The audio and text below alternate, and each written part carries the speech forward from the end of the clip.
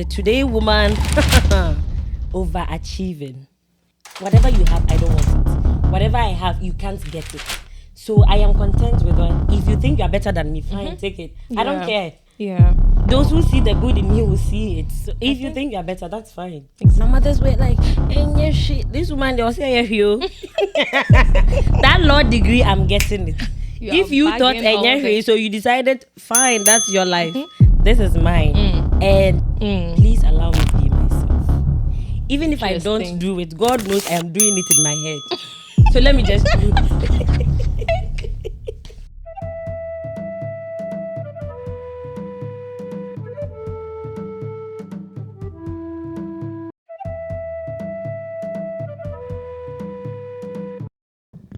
Hello, everyone, beautiful family of the Talking Drum podcast. Today, we present to you something maiden, something special. Yes, we have a surprise for you. So, under the camp of the Talking Drum podcast, we are presenting a new series, and the name is Woven Woman. It sounds exciting already. And today, I have a guest, and we are going to talk about a lot of things. And the main purpose of the Woven Woman is to gather women of substances for us to talk about our life, our goals, and our backgrounds. It's just a little girl chat. So I hope you stay tuned with us. And hi. Hello. All right. So I guess today is in the person of Miss Jackline Osei Serwaa, like a very wonderful woman by all standards.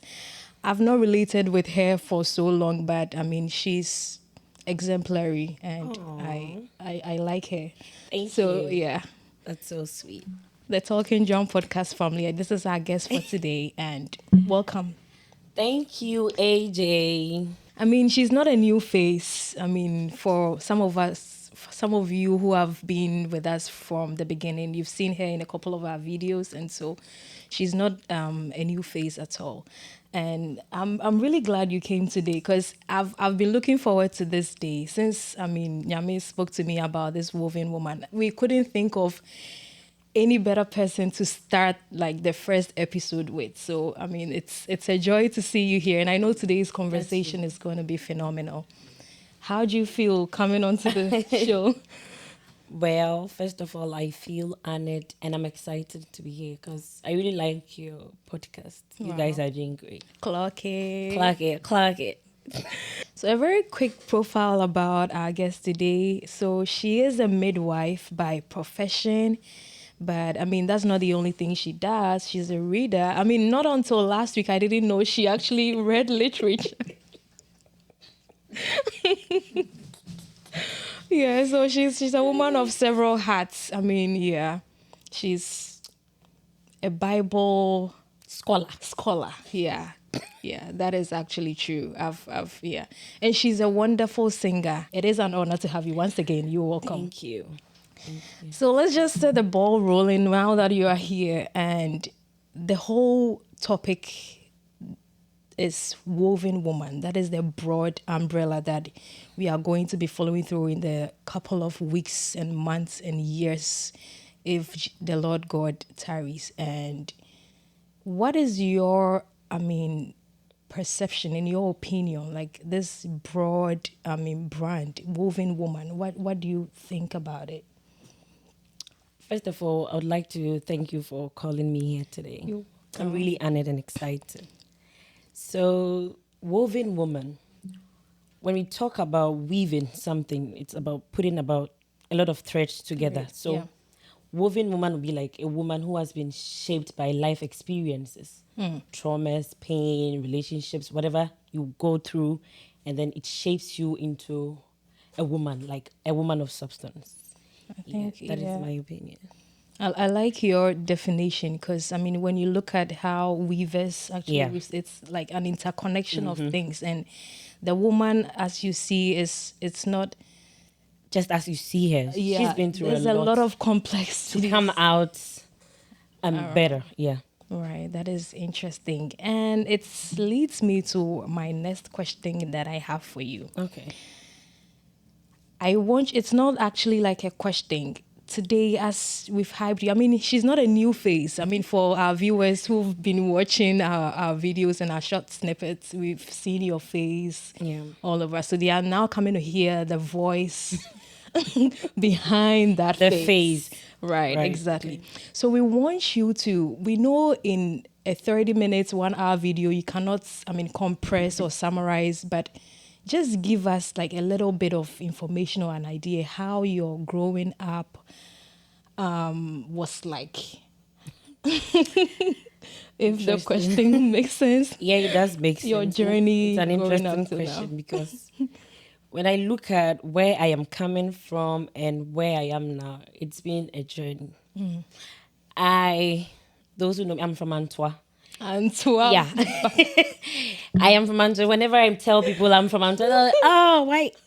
That's where I'm from. I cannot change it. No, for the viewers, they won't understand. Let me explain a little. You see, as I'm about to say it, I have to be a little bit cautious so that I don't tread on. Tread carefully. I have to tread carefully. Antwerp is a place in Ghana that the least said. If you know, you know. The thing is, if you know, you know. If you know, you know. Let's just keep it at that. Yeah, so I am the first child of 7. Wow. Yeah. And I was born into a Christian. I was born an Adventist. Okay. So, you know. And I had all my education in the Adventist system. Adventist primary, CB Mensa, Antwerp. My JHS, Antwerp. High school, I went to Adventist Antwerp girls. breed. Born and buff-rooted, like, you can't take Antwerp from me. You can take the girl from Antwerp, but you can take the Antwerp from the girl. Right. Yeah. So I had my basic education in Antwerp. I went into Adventist girls in Intonso. Oh, I know that school. For my senior high school education. But I didn't stay there for long because... You didn't stay in the school for long.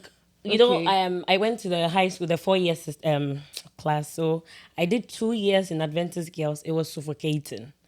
So I had to leave and I went to Elite College. I think I've heard Elite College. Yeah. But before you continue, like if you say why did I leave? Yeah. First of all, I didn't want to be in a girls' school. Okay. And a girls' school that is an Adventist school is suffocating. Anyone who went to Adventist girl will testify. You'll be sleeping at 12 a.m., banging on the door, pam. What is it? All girls come for rook. I'm like, I'm not doing this here. I can't do this. And then I was always punished because, you know, you cannot control me. It's not like you can't control me, but I don't like to be bullied. Yeah. Okay. Especially being bullied by my fellow women who, it wasn't sitting well with me. You will always find me under punishment. I was like, and then one day, thankfully, we reopened school and I was always the last to go back to school. So I heard the school was on fire. I was like, thank you, Jesus. The school was on fire. This is my time to escape this prison.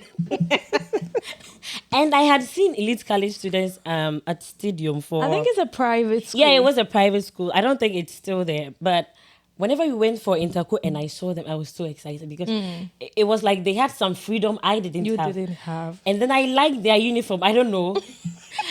I was attracted to the school for some silly reasons. So I left Adventist girls and went to Elite College. So transitioning from a girls' school to a mixed school. Oh, it's a mixed school. Yeah, it was funny. I remember the first day I went to the class, there were some guys. They were tucking on my shirt. Hey, I'm like, Me who do I come in here? I am not calm. Don't bring it here, please. Don't bring yourself. Please. And then they'll be passing it. I'm like, these boys, what is their problem? So I decided, you know what? I can't deal with them this way. I'm going to befriend all of them. And when I did that, by the time I realized we had finished school and nobody was able to. Oh, Jackie, I love you. Can't love me. We are friends. So you befriended all the guys. Yeah, and they were like, you were a tactical girl. You decided to befriend us. So I'm like, yeah, I had to play you at your game. So from there, I went to Adventist SDA Nursing and Midwifery Training College in Kwadaso. Yeah, I think I've heard of that. So it looks like Adventist throughout. And you come home and church is also... Yeah. So the school is more of the church than the church itself. That's okay. Going to an Adventist school, it's like going to the church. Right. Okay. So Adventist nursing and midwifery training college. I wanted to. Well, the school was just a nursing school. They hadn't added the midwifery yet. And then when we applied for the nursing, the principal decided to. I don't know the criteria he used to choose the midwifery students, but then you see your letter midwifery. I'm like, I didn't go in there for midwifery. So why do I have midwifery? You go, Offer, I don't want it. The principal is called Offer, please, I can't do midwifery. Can I go to nursing? Okay. Find someone in the nursing class who wants to be a midwife. Right. If you can't give me my letter and go home. Go home. Yeah, so it was like you were forced to be a midwife because it wasn't something I had dreamt of. Even the nursing itself wasn't something I wanted to do. I wanted to be a journalist. And no, wait. Journalism and nursing, like there's no correlation here. So what? Yeah. So how did the vision? I just say that's my daddy's name. I want to be a journalist. His words. Oh my God. It's Africa. Your parents choose what you do. They decide. Yeah, so, I understand that perfectly. I had to go to nursing school. Not willingly. Yeah. But then I grew to love nursing. And the midwifery itself because it's fun when you are outside and you meet patients. Go, oh, mommy, nurse, unkai me. I'm like, okay, fine. Yes. And I think after school, I worked for 4 years at Sanford Clinic. It was a private hospital. They gave me a scholarship, through school. So I had to work for them. And my first station was in Cape Coast. I had never been to Cape Coast. Then when I heard I'm like, Cape Coast, I say. From Antwerp to Cape Coast. I don't even know anyone in Cape Coast. Where am I going to sleep on my first day? Because I don't have a room there. I can't go and come back every day. Yeah. So I packed my bags, went to Cape Coast and had to sleep with one of the staff over there for about a month before I got an apartment of my own. Okay. And then I stayed in Cape Coast for about a year and a half. How was the experience in Cape Coast? The way you had to breathe over the question. Kumasi and Cape Coast, different. Language barrier, you know. They speak Fanti, we speak Chi. And then I didn't know Fanti was that deep until I went to Cape Coast. I remember I think my first day, a patient came in like, Madam, Sanchism. What's that? Sanchism, is it an English word? Sanchism, I know there. And then I was like, what is Sanchism? Luckily, another nurse was part. I'm like, this woman is saying Sanchism. Oh, she wants to pee. I'm like, and then Sanchism. Sanchism. Yeah, but I grew to love Cape Coast. Cape Coast is fun. There's no traffic. You see the beach along there. Oh, really? I really loved Cape Coast. And then came the Kaswa. You moved from Cape Coast to Kaswa. So Sanford is a clinic that trains its staff. They trained me to be a sonographer, taking scans, and then performing cervical cancer screening. So the person who was doing the scans in Kaswa had gone on maternity leave. Okay, so it's the same hospital with a branch? Different branch, okay. Yes.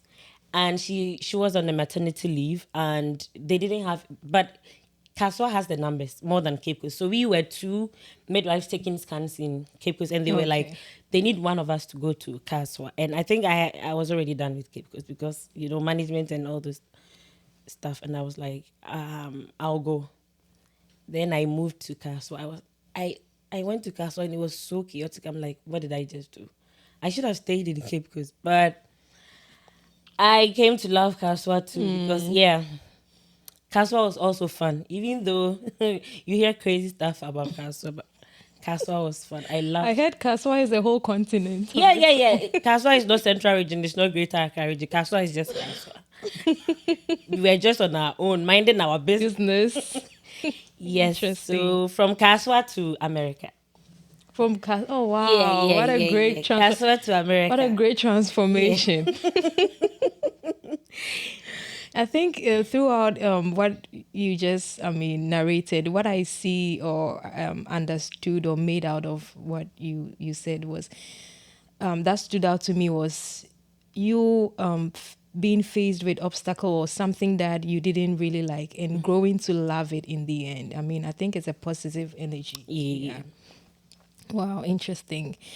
And so, aside your work and school life, I mean, the family setting itself. You said you are the firstborn out of seven children. I am. How was your experiences growing up like? Because me, I'm also a firstborn, so but just that. So you can relate. I can relate. Just that I'm just managing two siblings. Oh, you have just. But you have 6. Yeah. And so, how was that like in the family growing up? How was that? So I have, my parents, my mother and father. From my mother and father's side, we are just 4. 4 is not just. I grew up with the other 3. Okay. But the other 3, I didn't grow up with. You didn't grow up with them. Okay. So I have a brother who comes right after me and 2 sisters. They are best friends. And being a first child in an African home is like being female. Exactly. Yeah. It's like being an assistant parent. Yeah. When your parents are not there, you have to stand. Even if they are there, you still have to stand in as. I get it. Assistant. I understand. They come to me for everything, So, and I love my siblings. That's one thing. I will do anything for them. Yeah, because whatever I went through during my school days, I don't want them to go through the same thing. So, I have taken it upon myself to make sure they are okay. Yeah. And I think that's a blessing in that. Yeah. Whenever I give them something, I get something in return. So I like giving them money. Interesting. And since you're a very fertile ground. Interesting. All right. So let's since we mentioned a female first child and all that, our topic is woven woman. Yeah. So let's move into that direction. Sure. What is your take? I mean, as a woman growing up, being in job settings where they are both, I think for nursing, maybe it would be a more little female bit dominated. More female dominated, but I think you would still probably experience, jealousy. Okay, among let's talk women. about that. How is that feeling? Because, for instance, me, I barely have female friends. Most of the people I roll with are males, and because I had to do the keyboard thing, it's mostly the band guys. But you being in the female-dominated area, how would you see womanhood from that angle? Being in a place where, a lot of women, like, what are the issues, the challenges? The concerns. Women are interested. Wherever women are, there's trouble. You know that. There's trouble? Yeah. Because in Cape Coast, some people may think I am an extrovert. Some people may think this girl, Obenipa. It's not because I'm Penipa, it's because of how I relate to you. If you, I don't know how to put this.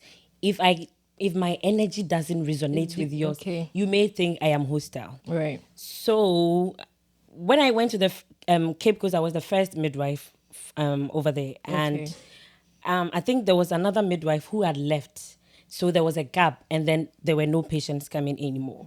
But I had to get the patients back. Okay. So I had to go with the director house to house. And Cape Coast, it's not easy getting people to come to the hospital for antenatal, for delivery. No. They don't do that over there. Few people come to the hospital to do deliveries. Most of them, they do home birth. Oh. Yeah. So we had to go from house to house calling patients to come back. Oh, we'll give you discounts. We'll give you this. The midwife is cool. And then, I can really relate with people so well. So they come, they enjoy the service, and they stayed. And then later on, they had 2 or 3 other midwives join me.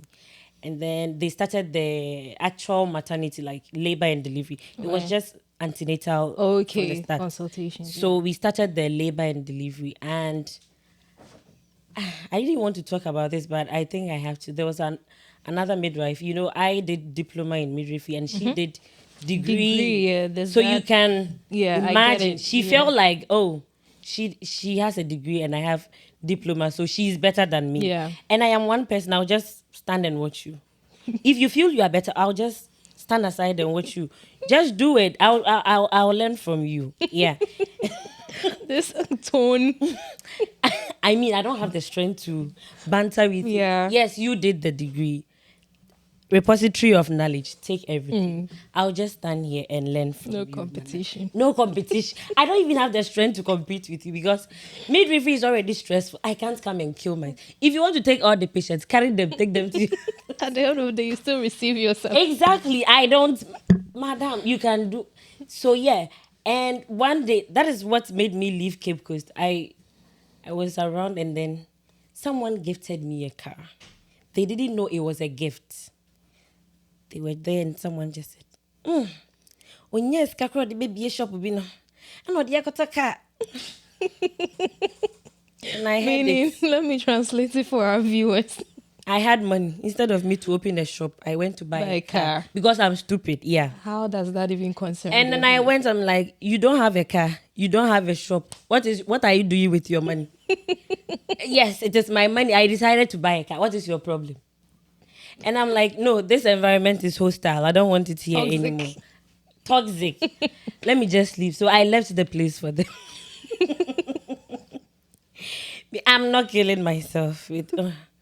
If you know, I am so carefree. Me, I don't care about your degree. I don't care. Whatever you have, I don't want it. Whatever I have, you can't get it. So I am content with what... If you think you are better than me, fine, take it. I don't care. Yeah. Those who see the good in me will see it. So if you think you're better, that's fine. Exactly. It's something that, I mean, the woman today it's an attitude that should be inculcated. The sky is too big for all of us. It's too big. Why are people competing? And I don't know. I think probably through this in innovation and, I mean, this brand that we've started, we could hopefully impart some form of, I mean, knowledge and resetting of some dysfunctions and perceptions that some women have. Interesting. So, you had to deal with all that. That is interesting. It was fun though. But how did it go? I left the... Oh, okay, so you actually left. Yeah, so, and I deleted their numbers. So, yeah, take the hospital. You can even will it to your family. I've left. And then I went to Kaswa. And Kaswa had already gotten information about me. Okay. Oh, so during break time, she would drive her car to go and get food. Should I walk? I have a car. I mean, where from all this? Yes, I heard she has a car, so during break time, she would just drive her car and go and eat. So I have a car. Because of your jealousy, I should pack my car and walk. Why? So they had already, when people already have a perception about it was you. The same thing when I was going to nursing school. I had people from Adventist girls who were already, so they knew, oh, Jackie, oh, Nyegil Biba, oh, Mwarie. So I went there and they had decided, that's all I knew. I'm like, hey, Mr. Menyo, don't bring it. If you don't know, ask them well. Those who told you about me, ask them. I'm not that calm. If you try to bring it out, I'll match you boot for boot. Boot for boot. And I like to play petty. So I'll make sure I do something to annoy. Yeah, I'm proving you right. I'm a bad person. No, I think it's also one of the things that I like about you, actually, in all honesty. I mean, I think you should be free, and it's rare to find people who are true to themselves. Genuine, exactly, and true to themselves and genuine. Mm-hmm. Some people will hide under fake smiles and pretenses. If you don't like someone, you should be able to, even if I pretend to like you, my face will tell you she doesn't like me. But I cannot pretend to. Finding people like you is rare. I mean, and especially for women. Mm-hmm. I mean, it's you can talk about it all day. I mean, people get this envy. It's all rooted in envy and jealousy. I think it's something we should scrap most of the time it's about your aura.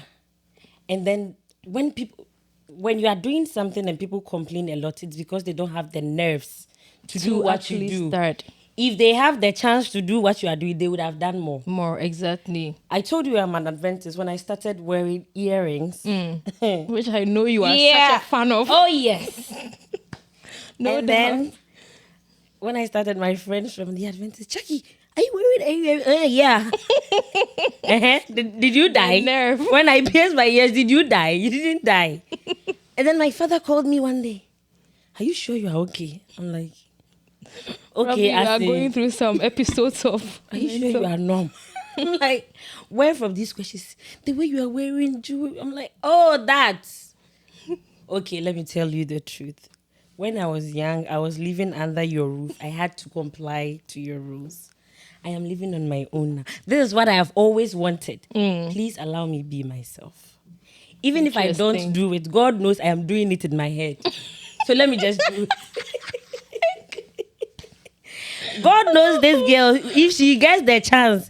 And then I started doing it in Ghana so that nobody would say, hey, no, I was doing it in Ghana. So if you don't know, go and watch my old pictures. You will see I was putting on anklets and... Because why not? This is what I like. And you wouldn't hide. No, I cannot hide it. And then I'll see my elder and I'll take it up. Elder, I'm wearing it. Did you die? Did the church collapse? No. You are still moving. Let's continue.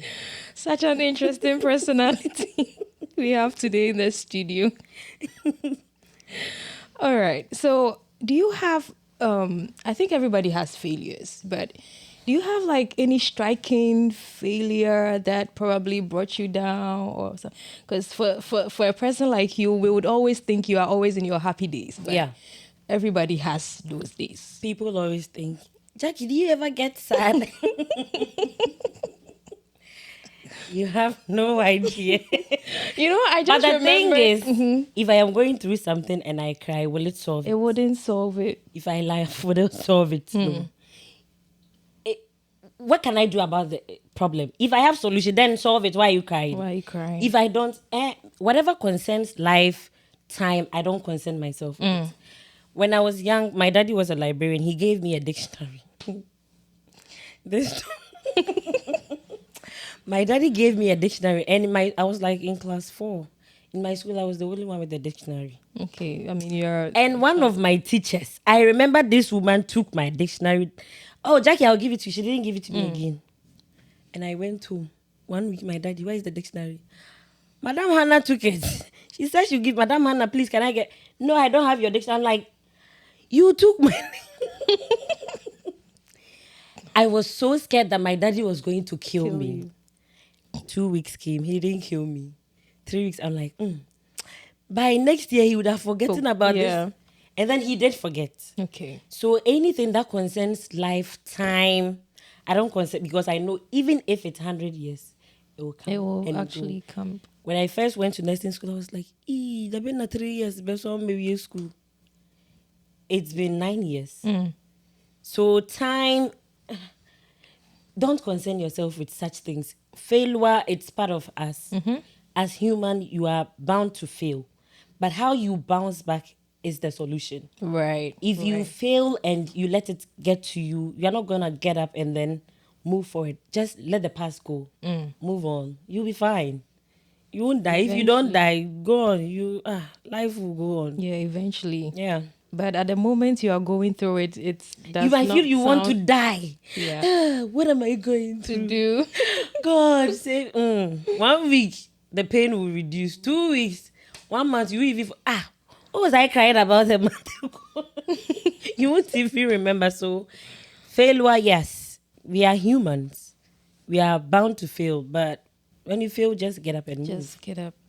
Right. So, on the flip side, what are some of some huge successes or accomplishments that, if you would like to share? Actually. Huge successes. Being a midwife is a huge success. Okay. Especially from where I come from, because most of the girls had babies along the line.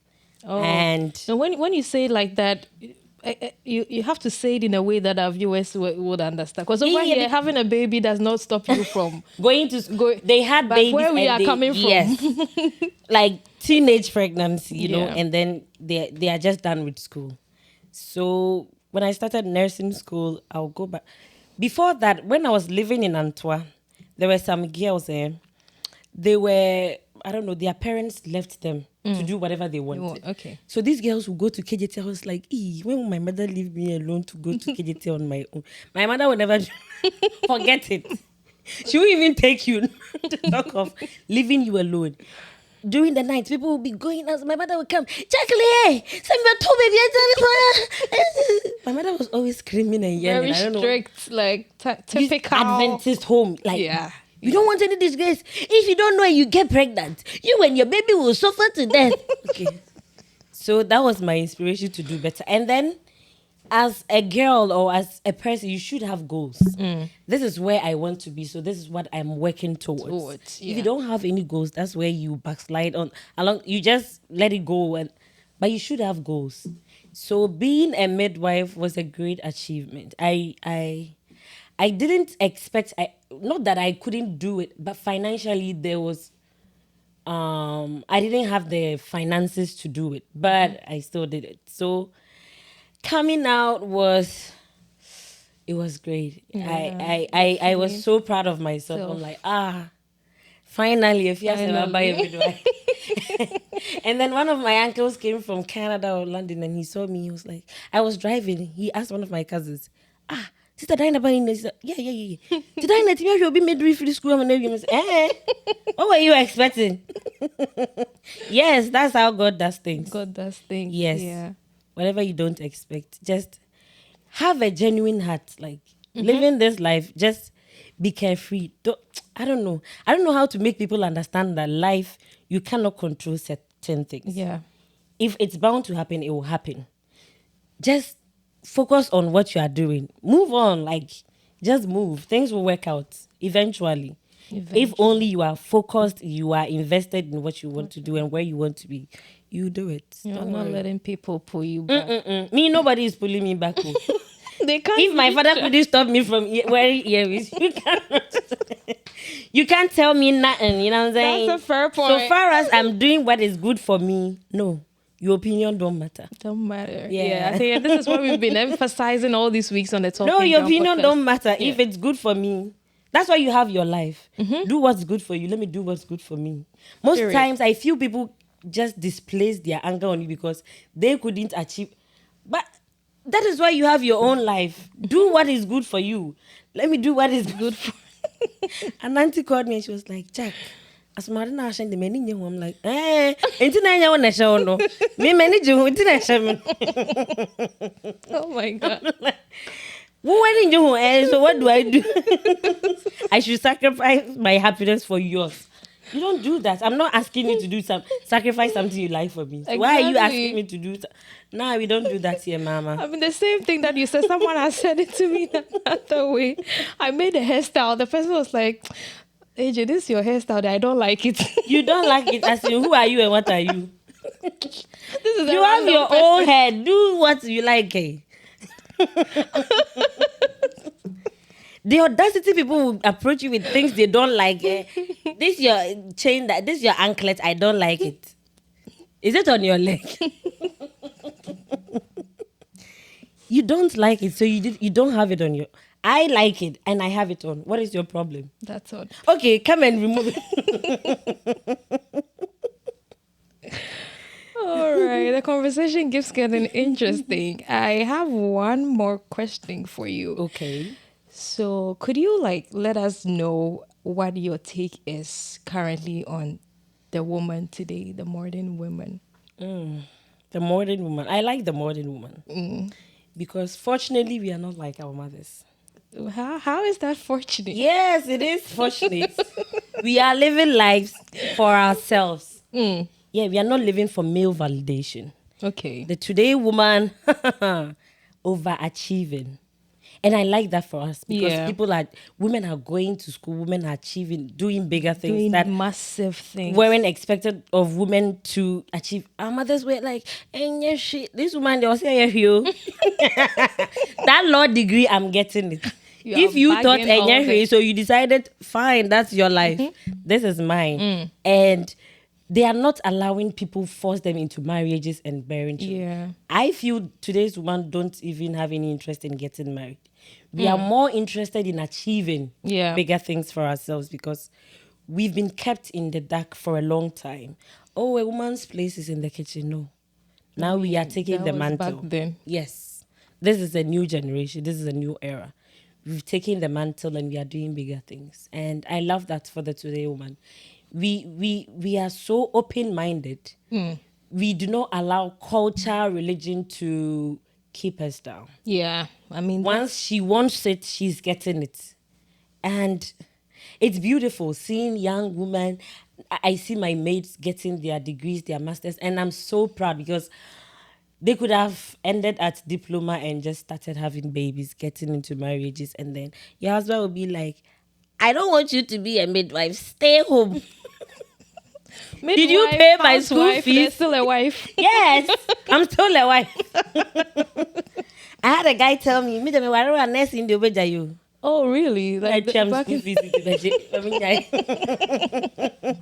No, what was his reason for, like, I think you didn't even care to know. Oh, nurses and midwives, I'm done.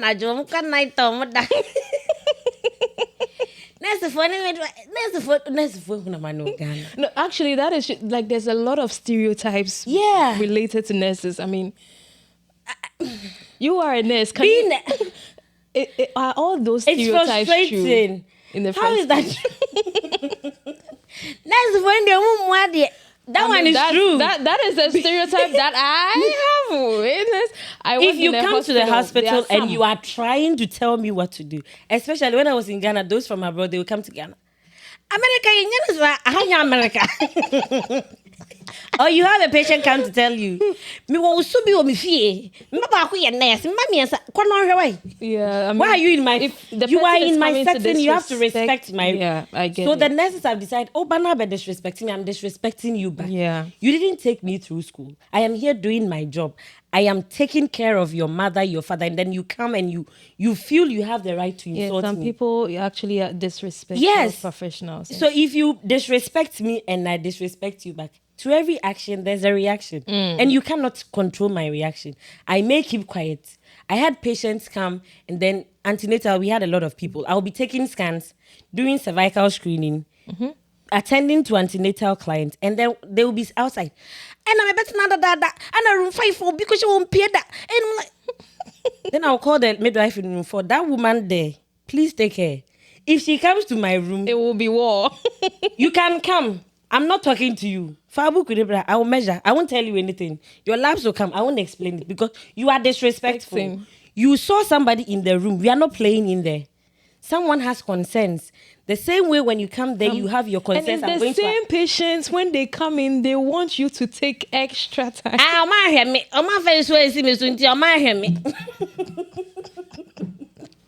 The Ghanaian patient, if you are a nurse and you are not patient enough, they will push you to your level. But then, it's the love, for the love of the job, you have to let some things go. Yeah, you won't spend 24 hours in my office. Acha, 30 minutes, you leave my site. Next week, you will come and meet me. And for some people will call you late in the night, 12 a.m. Madam, where would that be?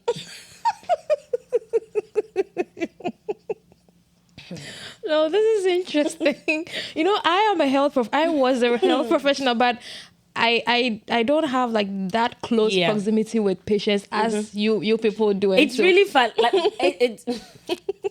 the patient will meet you in the market and ask, Madam, choose me dating yesterday.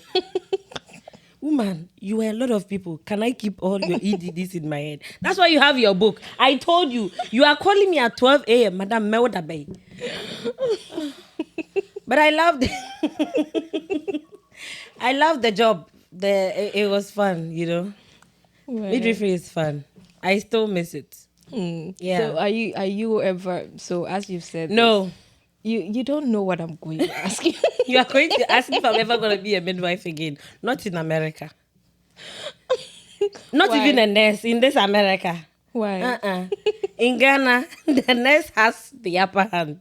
In America, the patient is the boss. Yeah. Just coming to the hospital to tempt you and sue you. I'm not in the mood. I have short temper. Please, you will get me. And like I said, I didn't really like the nursing thing. So, yeah. I've thrown it away. You Maybe when I go back to Ghana, I'll take it. But here, this your America. No. Please, Interesting. So I like what you said about the modern woman today. I think I agree with you 100% that women have stood up over the past years, but I think there's still a little room for improvement. There are still it would take women. Time. It would take time. Yeah. Because most of the women are so obsessed with getting married. They don't even think about anything. She will go to church praying, God, give me marriage. So you can't pray for money. You want marriage. That's the only thing on their, checklist. Marriage, woman, you've seen a lot of marriages. It's not that fun. Why are you killing yourself? She will go and sleep in the church house for 6 months, always pray. Can't you pray for something? Umpeka. Why are you praying for marriage? Hey, Moose Radio. Well, we are in a prayer. Everyone has their own priorities. So if you like marriage, that's fine. But don't let go of yourself. That obsession, such that you don't get lost in the marriage and then forget about your career. You put away everything. No. Me, if you marry me and I tell you I want to do something, and you're telling me, no, I'm not asking for your permission. No. I just want you to know I'm doing this exactly out of reverence. So, no, Sese. Why no? But a true gentleman would actually support you.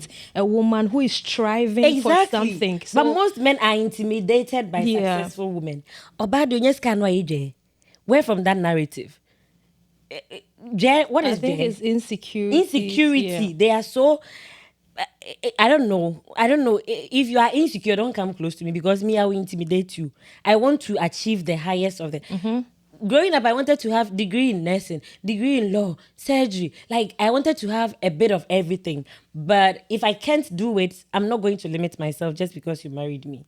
I'm going to do better. So you have to brace yourself and do better for yourself. If we are all doing exactly, you don't have space to get jealous or do better. If the woman is if you can't do better, try and support her, because you won't die. Yeah. It's even a plus to you. Oh, his wife is a lawyer. You are taking the credit, not me. Yeah, and this is to tell like all the great women out. There are a lot of powerful women out there doing great and wonderful things. Yeah. We say we salute you and keep on being a great inspiration to us. And I want to sign out with just okay. This question I want to ask you. This is the very last question, and then you give us, your question you would like to give to our next guest. Do you think we are safe in this our generation as women? Then as women? How far modernization has come now? Before then, but now you think, this? I think it's getting. Well, I wouldn't say it's getting crazier. Probably they were happening. Social media just brought them to light. When I hear men say, I am a man, I'm your protector, whom are you protecting me from? It's from your fellow men. Okay. You are not protecting me from a snake. It's from your fellow men, because you are scared your daughter is going to be raped by a man. A man. You are scared your daughter is going to be kidnapped by a man. Men are not holding each other accountable for such things. That's why they keep happening. He knows his friend is a rapist, but he won't talk about it. Okay. If it's not about his sister, his daughter, his family, no, let's bullshit it. But if men are holding each other accountable, recently there was a rape culture in Nigeria in 2026. Rape culture. In this day and age, why are men so obsessed with the woman's? But I don't get it. Like, And then thousands of men were following one. Wow. The least said, the better. Yeah. But you see, what you spoke about, I mean, men protecting. Currently, like, a lot of men, like, really do so well protecting their daughters. That's what I'm saying. If it's not their daughter, it's fine. It's a random woman. What was she wearing? What I was wearing isn't the problem. Why were you looking? You are allowed to walk bare-chested and no woman will rape you. But a woman will wear... there are women who are fully clothed from head to toe with hijab and still get raped. Yeah, what about them? True. Are we not talking... The woman's attire is not a problem. It's you, the man. Why are you looking beyond what she's wearing? Okay. If she were your sister, would you find that attractive to... Certainly Why are you not. raping... Why are men not behaving like... I don't know. Some men are not behaving like humans. That's what I will use. Because recently, a grown-ass man raped an 11-year-old girl. Is and then old. I hear of 5, 6, 7. Pedophile. These men, they I think you'll be a very great children and women advocate. Any man who... Yeah, I'm going to learn how to shoot. If you rape my daughter, you are dead. We won't go to... I'm not going to drag issues with you. Oh, then his family will come. I'm sorry, we are not doing Christ. Let's hold each other accountable. The church should hold men accountable. Family should hold their sons accountable. Tell your sons that women are not animals. We are not properties to be owned. You don't see a random woman and then you feel like, oh, I'm strong enough to rape her, so let me rape her. No. If I'm strong enough to kill you, will you be happy? No. So women, I'm glad there are a lot of feminists coming out talking against because the system has been made in such a way that some men really feel women are properties to be owned. If you are my wife and I'm feeding you, I'll control who? Is that control? Somebody used that word and I will control you. Control me. Am I your child? I am your partner. We are co-equals. You have 206 bones. I have 206 bones. What makes you feel you are better than you me? Is speaking. What makes you feel you are better than me? Right.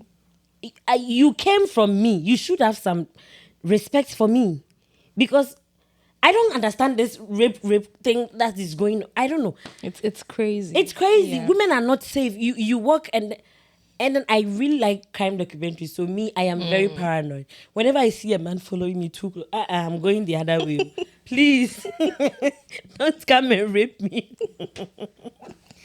Yeah, but I like the fact that women are I saw a lady on TikTok say Nigerian women should just stand up and start killing the men too. If you are raping us, we are killing you. Because it's too much. It's too much. Wherever you are supposed to feel safe, that is where you go to the house of God and you are being abused. Wherever you go, you are being abused as a woman. So where should we go? Should we leave this earth for you people to just stay here alone? Sack us. If you want to be here alone, tell us. We will leave. We will go to maybe Pluto or Jupiter and then you guys will have this place, because you need us, we need you. But why are you making it look like we need you more. So we should succumb to your... The Lord will help us all. Jesus is Lord. Yes, amen. On this note, we are signing out. It feels like 2 minutes already. Like we've been here for a while. And finally signing out. What question?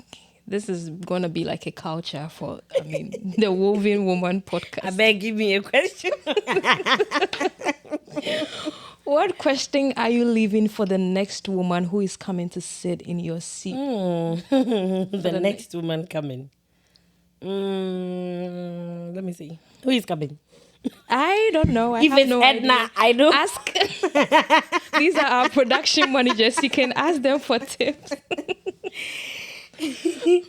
Director, what do you say? Should we pass the question or she has to ask? You heard the director. Okay. What do you think women should do to protect ourselves against these men and these horrible cultures that are trying to suppress women? Okay. You got that on camera, right? Well. This is how and where we sign off with Woven Woman on the Talking Drum podcast. Mind you, this is not a separate podcast. It's under the auspices of the Talking Drum podcast. So everything we are doing is together as a collaboration, and it's gonna get exciting. Trust me. The next guests that are coming, it is a surprise, but you're gonna enjoy it. And I want to so much appreciate you for coming today. Thank you.